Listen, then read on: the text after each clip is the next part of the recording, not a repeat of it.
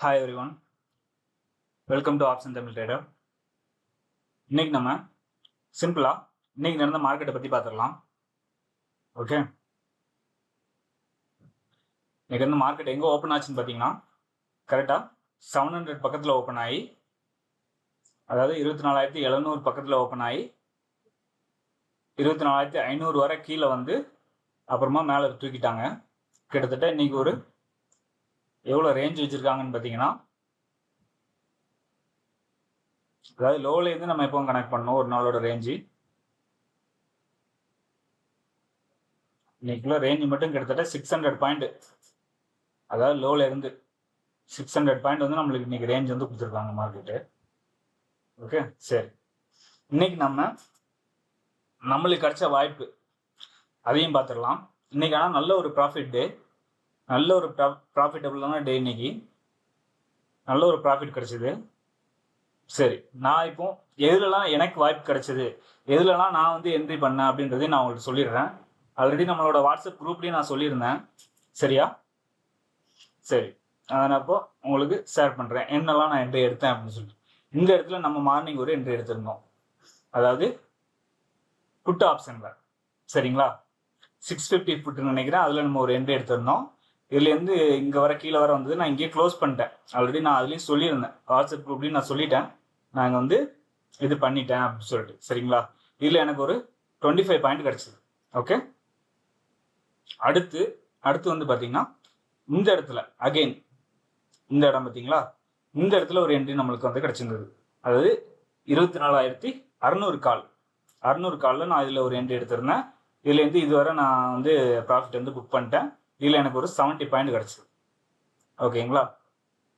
அதுக்கப்புறம் நம்ம வந்து ட்ரேட் எடுக்கலை, அப்புறம் ட்ரேடு விட்டாச்சு.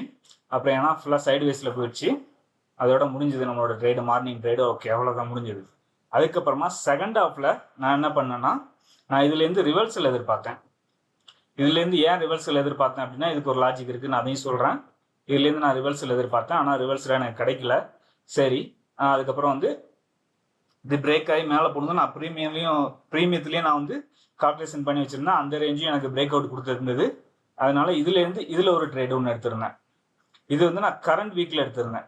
இது எல்லாமே நான் வந்து நெக்ஸ்ட் வீக்கில், அதாவது 22nd எடுத்திருந்தேன். இது வந்து கரண்ட் வீக்கில் எடுத்திருந்தேன். இதில் வந்து ஓகே, சரி, இதில் நான் ஏன் ட்ரேட் எடுத்தேன் அப்படின்றதையும் நான் இப்போ சொல்லிடுறேன் உங்களுக்கு.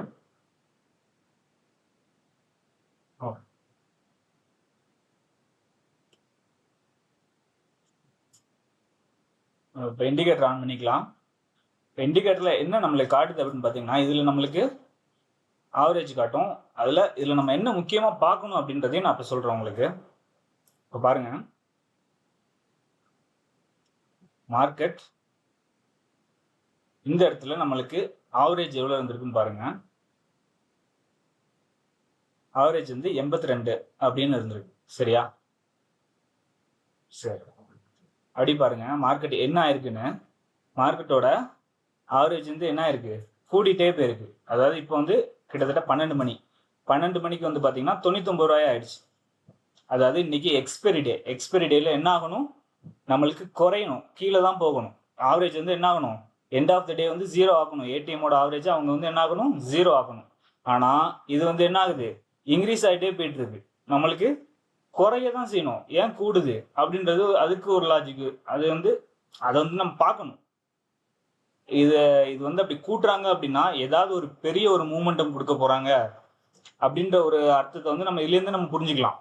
அதாவது இந்த 12 மணி வரைக்கும் அதுலேருந்து நம்ம அழகா புரிஞ்சுக்கலாம் ஏன் ப்ரீமியம் வந்து கூடுது அப்படின்றத வச்சு நம்ம என்ன பண்ணலாம், மார்க்கெட்டில் ஒரு பெரிய ஒரு மூமெண்டம் வரப்போகுது அப்படின்றத நம்ம ஏர்லியா கண்டுபிடிக்க முடியும்.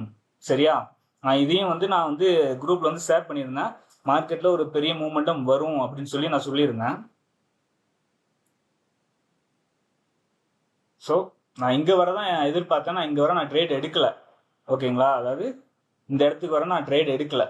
ஓகே, நான் இந்த இடத்துக்கு அப்புறம் நான் ரிவல்ஸ் தான் எதிர்பார்த்தேன், ஆனால் ரிவல்ஸ் கிடைக்கல. அகைன் இந்த இதை பிரேக் அவுட் கொடுத்து மேலே போகும். நான் என்ன பண்ணேன், இந்த இதில் என்ட்ரி ஆகிட்டேன். சரி, இன்னும் நம்மளுக்கு ப்ரீமியம் வந்து 80 பாயிண்ட் இருக்கு. சரிங்களா? இன்னும் 80 புள்ளிகள் அவங்க என்ன பண்ணணும், 0 பண்ணணும். அப்போ என்ன பண்ணுவாங்க, இன்னும் ஒரு ரேலியை கொடுப்பாங்க. அதே மாதிரி நான் எதிர்பார்த்த மாதிரி ஒரு நல்ல ஒரு ரேலி கிடச்சிது. நான் இந்த ரேஞ்ச், அதாவது இந்த மேக்ஸிமம் ரேஞ்ச் அப்படின்னு சொல்லி இருக்கு பார்த்தீங்களா, இந்த இதை நம்ம பிரேக் அவுட் கொடுத்த உடனே நான் இந்த மேக்ஸிமம் ரேஞ்ச் வந்து நான் மார்க் பண்ணி என்ன பண்ணால் நம்ம குரூப்பில் வந்து போஸ்ட் பண்ணிட்டேன். சரிங்களா, இந்த மேக்ஸிமம் ரேஞ்சு இதுதான், இது வரதான் மார்க்கெட் போகும் அப்படின்னு சொல்லிட்டு நான் எப்போ ப்ரிடிக்ட் பண்ணேன், இந்த இதில் 900 கிராஸ் பண்ணும்போதே நான் இதில் வந்து மேக்ஸிமம் ரேஞ்சை நான் வந்து கொடுத்துட்டேன். இந்த மேக்ஸிமம் ரேஞ்ச் என்ன அப்படின்றத நம்ம இப்போ பார்த்துடலாம். அது போக இந்த இடம் என்ன, இந்த இடத்த நான் ஏன் இதுல இருந்து ரிவர்சல் எதிர்பார்த்தேன் அப்படின்றதையும் நான் சொல்றேன் உங்களுக்கு. சரி, இப்போ நம்ம அதை பத்தி பார்த்துடலாம். இந்த இடத்துல இருந்து நான் ஏன் ரிவர்சல் எதிர்பார்த்தேன் அப்படின்னு. அதுக்கு நம்ம முக்கியமா என்ன பார்க்கணும் அப்படின்னா, இண்டிகேட்டர் ஆஃப் பண்ணிக்கலாம். இந்த இருக்கு பாருங்க, எஸ்டர்டேவோட ப்ரீவியஸ் க்ளோஸ், ஏடிஎம் பாயிண்டோட ப்ரீவியஸ் க்ளோஸ். சரிங்களா, அது வந்து நான் 22 எடுத்திருக்கேன். ஓகேவா, கரண்ட் இதில் உள்ளது எடுக்கல, ஏன்னா அது வந்து ப்ரீமியம் ஃபுல்லாமே கரைஞ்சிருச்சு, அதனால நான் அதை எடுக்கல. அதனால நம்ம என்ன பண்ணுறோம், நெக்ஸ்ட் வீக்குள்ளே தான் நம்ம எடுத்துருக்கோம். ஓகே, 230. ஓகேவா, இது கால் ஆப்ஷனோடது, இது வந்து புட் ஆப்ஷனோடது. புட் ஆப்ஷனோடது எவ்வளோ இருக்குது, 210 இருக்குது. ஓகேவா, இதில் நம்ம என்ன பண்ணோம் அப்படின்னா, இது எந்த ஸ்ட்ரைக்குன்னு பார்க்கணும். எந்த ஸ்ட்ரைக்கு, 24,650. ஓகே, இதோட நம்ம என்ன செய்யணும்னா, இந்த 230 நம்ம கூட்ட போகிறோம். இது நான் ஆல்ரெடி ஒரு வீடியோ வந்து போட்டிருந்தேன். சரிங்களா, இது அதே மாதிரி தான். இப்போ இதுலேருந்து நம்ம இதை கூட்டணும் அப்படின்னா நம்மளுக்கு எவ்வளோ கிடைக்குது அப்படின்றத நம்ம பார்க்கணும். ஓகே, இதோட கூட்டினோம்னா நம்மளுக்கு எவ்வளோ கிடைக்கும், இதோட நம்மளுக்கு இப்போ கூட்டம் அப்படின்னா இதுக்கு நம்மளுக்கு எவ்வளோ கிடைச்சிருக்கு அப்படின்னு பார்த்தீங்கன்னா 24,880 அப்படின்னு ஒரு வேல்யூ வந்து நம்மளுக்கு கிடைக்குது. ஓகேவா, இந்த வேல்யூ நம்ம என்ன பண்ணணும் அப்படின்னா இந்த இதில் நம்ம மார்க் பண்ணணும். சரிங்களா, இப்போ நம்ம அதை மார்க் பண்ணிடலாம்.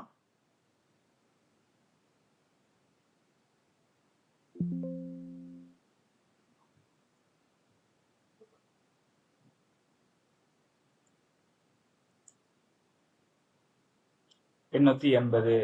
ஓகே, மார்க் பண்ணியாச்சு. இந்த கலர் மட்டும் சேஞ்ச் பண்ணிப்போம் அதுக்கு. ஓகே, ஸோ இப்போ பார்த்தீங்கன்னா தெரியும், அந்த இடத்துல கொஞ்சம் என்ன பண்ணியிருக்காங்க, மார்க்கெட் கீழே வர்றதுக்கு ட்ரை பண்ணியிருக்காங்க, ஆனால் அவங்களால வர முடியல. ஏதோ ஒரு நியூஸ் பேஸ்ட்னால இந்த மார்க்கெட்டு என்ன பண்ணியிருக்கு, அகைன் பை ஆயிடுச்சு, மேலேயே போயிடுச்சு. ஓகேவா, ஸோ இப்போ நம்ம இது பிரேக் ஆனால் என்ன பண்ணோம், அடுத்த ரேஞ்சுக்கு நம்ம போகணும். அடுத்த ரேஞ்ச் என்ன, இந்த மேக்ஸிமம் ரேஞ்சு நம்ம எப்படி கண்டுபிடிக்கிறது, ஒன்றுமே இல்லை, சிம்பிள் மேட்டர் தான். இதையும் நம்ம கூட்ட போகிறோம், அவ்வளோதான். இப்போ இதுவும் எவ்வளவு பார்த்துக்கோங்க. கூட்டணும் அப்படின்னா நம்மளுக்கு இந்த 230, 210 இந்த ரெண்டையும் கூட்டினோம்னா நம்மளுக்கு எவ்வளோ வரும், 440 வரும். ஓகே, இந்த 440 நம்ம என்ன பண்ண போகிறோம், அதே மாதிரி தான் இந்த 24,650ஓட கூட்ட போகிறோம். ஓகே, கூட்டினோம் அப்படின்னா என்ன ரேஞ்ச் வரும்னு பார்த்தீங்கன்னா நம்மளுக்கு சரிங்க 24,650. ஓகே, 650 இதோட நம்ம கூப்பிட்டோம்னா எவ்வளோ வரும், 25,90 அப்படின்ற நம்பர் வரும். ஓகேங்களா, சரியா, இதுதான் வந்து என்ன இருக்கும், மேக்சிமம் ரேஞ்சா இருக்கும். ஓகே, இதுதான் நம்மளுக்கு மேக்சிமம், இதுலேருந்து மேக்சிமம் ரேஞ்ச் இதில் தான் இருக்கும். அப்படி இதையும் பிரேக் பண்ணாங்கன்னா மார்க்கெட் வந்து என்ன ஆகும், புஷ்அப் தான் ஆகும். சரிங்களா, ஏன்னா இன்னும் அவங்க ஷார்ட் கவரிங் பண்ண ஆரம்பிப்பாங்க. இதுலேயே ஆல்ரெடி கொஞ்சம் ஷார்ட் கவரிங் பண்ணியிருப்பாங்க. ஸோ இதுக்கு மேலேயும் போயிடுச்சு, இதையும் பிரேக் பண்ணிச்சுன்னா இன்னும் அவங்க என்ன பண்ணுவாங்க, இந்த பொசிஷனையும் அவங்க க்ளோஸ் பண்ணாங்க அப்படின்னா இன்னும் மார்க்கெட் ஒரு 200 பாயிண்ட் 300 பாயிண்ட் மேலே போகிறதுக்கான வாய்ப்பு இருக்கு. அதனால தான் நான் சொல்லியிருந்தேன், இந்த இடத்த பிரேக் பண்ணுதா பாருங்க அப்படின்னு சொல்லியிருந்தேன். சரிங்களா, இந்த இடத்த பிரேக் பண்ணுதா பாருங்க அப்படின்னு சொல்லியிருந்தேன். ஆனால் இது பிரேக் பண்ணலை. ஆல்ரெடி நான் இன்னொன்று சொல்லியிருந்தேன், இந்த இது பிரேக் பண்ணலை அப்படின்னா இந்த 25 to இந்த 25,100 இதுக்குள்ளேயே மார்க்கெட் வந்து முடிச்சிருவாங்க. இந்த ரேஞ்சு போனோடனே நான் சொன்னேன். அதே மாதிரி இந்த ரேஞ்சுக்குள்ளேயே வந்து மார்க்கெட் என்ன பண்ணிட்டாங்க, க்ளோஸ் பண்ணிட்டாங்க. சரியா, அதுக்கப்புறம் இந்த இடத்துலேருந்து ரிவர்ஸ் வருமா அப்படின்னு எதிர்பார்த்தோன்னா வராது. ஏன் அப்படின்னா கரண்ட் மார்க்கெட்டோடைய ப்ரீமியம், ஏடிஎம்மோட ப்ரீமியம் வந்து ஃபுல் அண்ட் ஃபுல்லாக கரைச்சிட்டாங்க. கிட்டத்தட்ட இதில் இருக்கும்போதே நம்ம எவ்வளோ பார்த்தோம், 50 ரூபா பார்த்தோம். ஆனால் இங்கே மேலே போனோன்னா எவ்வளோ ஆயிடுச்சு, 18 ரூபாய் ஆயிடுச்சு. அப்புறம் இந்த இதில் சைடு வேஸில் போய் 0 ஆக்கிட்டாங்க. அவ்வளோதான், மார்க்கெட் முடிஞ்சது. அப்படி சரிங்க. நம்ம மார்க்கெட்டை வந்து எந்த அளவுக்கு ஸ்மார்ட்டாக பார்க்குறோமோ அந்த அளவுக்கு நம்மளுக்கு வந்து வாய்ப்புகள் அதிகமாக கிடைக்கும். சரியா? ஸோ நீங்களும் வந்து மார்க்கெட்டை இனிமேல் ஸ்மார்ட்டாக பார்க்க பழகுங்கள். சரியா? எப்போவுமே நம்ம வந்து ஒரு பையர்ஸாக யோசிக்காம ஒரு செல்லர்ஸ் என்ன பண்ணுவாங்க, எந்தெந்த இடத்துலலாம் அவங்க ரிவர்சல் எடுப்பாங்க, எந்தெந்த இடத்துலலாம் அவங்க வந்து பயப்படுவாங்க அப்படின்றத நம்ம என்ன செய்யணும், நம்ம அனலைஸ் பண்ணி அந்த இதை பார்க்க ஆரம்பித்தோம் அப்படின்னா நம்மளுக்கு மார்க்கெட் வந்து அழகான ஒரு வாய்ப்பை வந்து கொடுக்கும். சரிங்களா? ஸோ இனிமேல் எல்லாரும் அந்த மாதிரி மார்க்கெட்டை பார்க்க பழகுங்க, ப்ராஃபிட்டபுளாக இருங்க. ஓகேவா? நம்மளோட வீடியோ வந்து பிடிச்சிருந்தா லைக் பண்ணுங்கள், ஷேர் பண்ணுங்கள், சப்ஸ்கிரைப் பண்ணிவிடுங்க. சரிங்க, இதே மாதிரி ஒரு நல்ல கண்டென்ட்டோட அடுத்த வீடியோவில் நான் உங்களை சந்திக்கிறேன். பாய்.